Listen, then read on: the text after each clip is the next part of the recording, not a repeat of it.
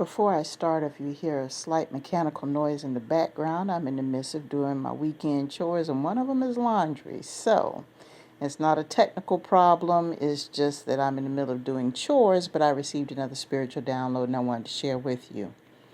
Now, in previous audios, I have touched on my mantra that if you are not part of the process, you cannot partake of the product. I spoke of it in regards to if the person is suffering, long suffering, and they go through the situation alone, knowing that certain people could have been involved in the process, that they could have helped, and for whatever reason they didn't. Once that person comes out and overcomes that obstacle and they're doing better than they were before, that person wants to creep back into their lives like everything's A-okay.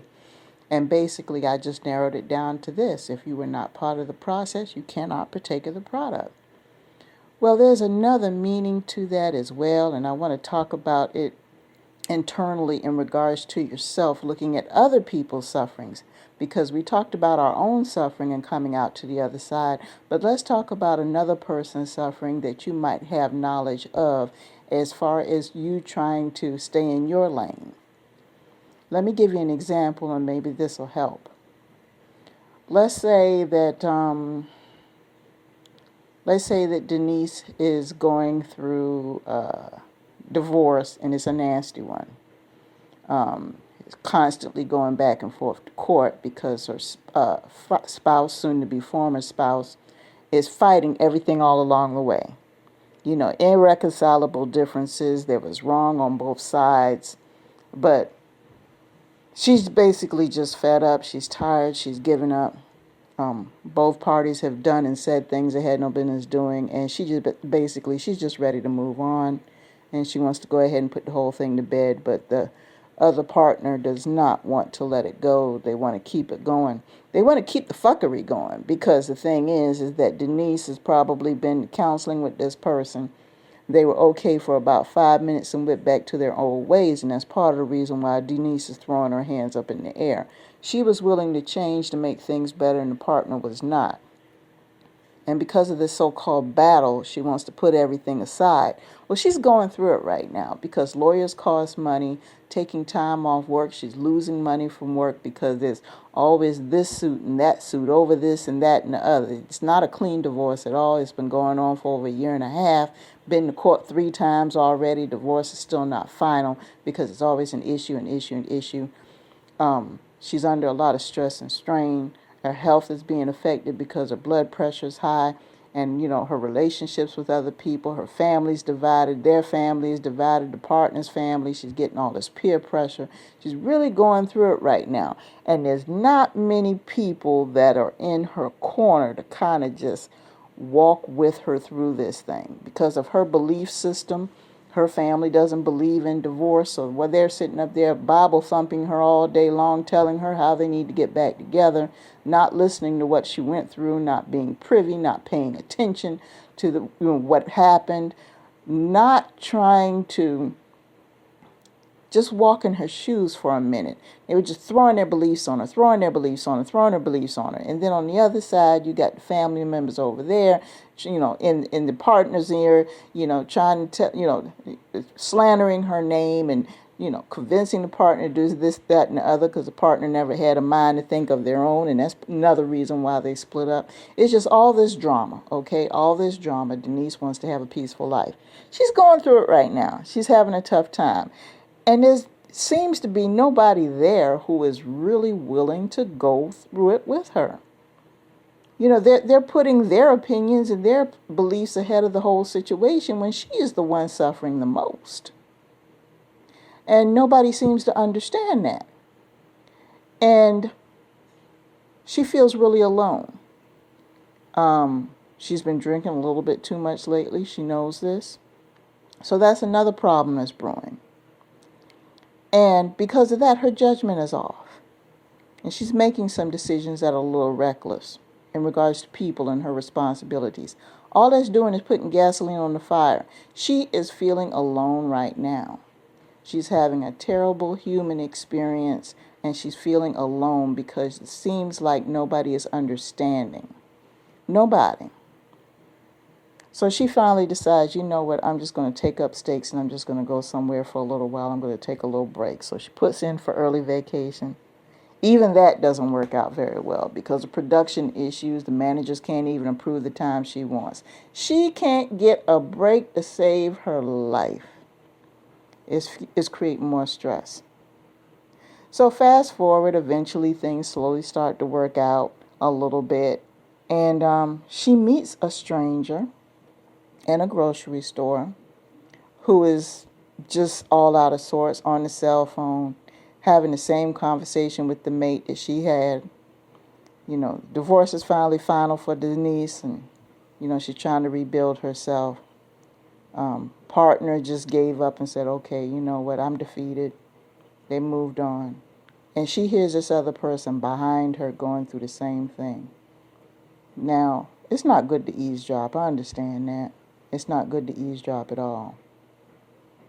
But when you see somebody going through something and you know you can help because you've been there and you don't, okay, you don't for whatever reason. But when that person comes out to the other side, shining like a brand new penny later on, do not try to go back into their life. I'm talking to the person on the other side of this situation. Do not try to go back into their life and want to be buddy up and want to be cute and want to be loving and everything else. You kept your distance when they were going through the bullshit. Keep your distance then. Because, see, really spiritually, the ball is in that person's court right now. Because you were probably one of the naysayers and didn't think they were going to make it, or too busy, or whatever the case may be. You knew you had the resources to help and chose not to help. Now you want to hop your happy ass on in and you want to bask in the glory. It's not right. You were not part of the process. So you can't partake of the product. You can't. You don't have a right. Especially if you did not even try to acknowledge the fact that you were wrong for abandoning that person in their time of need. If you haven't even acknowledged it, and I'm not talking about people who tried to acknowledge it and that person didn't want to listen. If they don't want to listen, that's their choice. But at least you acknowledged it, so, the Creator heard you. I'm talking about a situation here where you're so proud and arrogant, you want to try to put the whole thing to bed by saying stupid things like, oh, just forget about that, let it go. No. I don't want any trinkets from you. I don't want any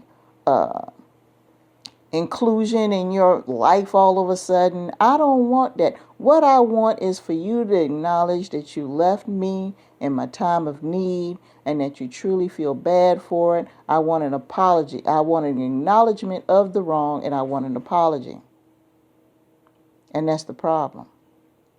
Some of you guys know that you kind of could have done a little bit more to help that person. Some of you guys know this, and you chose not to, out of fear, ignorance, judgment, whatever the case may be. And now that person is doing better than you anticipated because they're still here. You just want to forget about the whole thing. That is sinister and dark. That is wrong, and you know it. You cannot partake of the product. Now I'm going to talk, that's a positive situation, okay? Here's another situation where you can't partake of the product and you don't need to partake of the product. I'm going to tell you. Let's say that you're close to someone and they're going through some mess, but because of their attitude, they might have a bad temper, they might be hard-headed, whatever the case may be. They keep getting involved in the same mess over and over and over again, and you're trying to bend the voice of reason as much as you could, but you're at a stopping point now because you see now that this is a pattern, and because that person is not receptive of the help that you tried to offer, you got to let them hit the pavement. In some cases, it really, really hurts because that person is close to you. Well, that person, of course, has a group of people that's enabling this shit because they operated in that energy, whether it be a bunch of friends they're connected with or some family members on the other side. They're in the same headspace, so of course that person is running with them. They're putting gasoline on the fire. But the thing is they're just, they're bailing this person out of their trouble all the time and have not done nothing to change the dynamic of the situation. They haven't addressed their own behaviors. They haven't changed the environment. They haven't set boundaries or anything else. Now here you are, you're kind of on the outside of the situation. All these decisions that these people make to help this person who is damaged and refuses to seek help. These people are running into the same negative outcome every single time they do something that they have no business doing to enable this person. They're not solving the problem.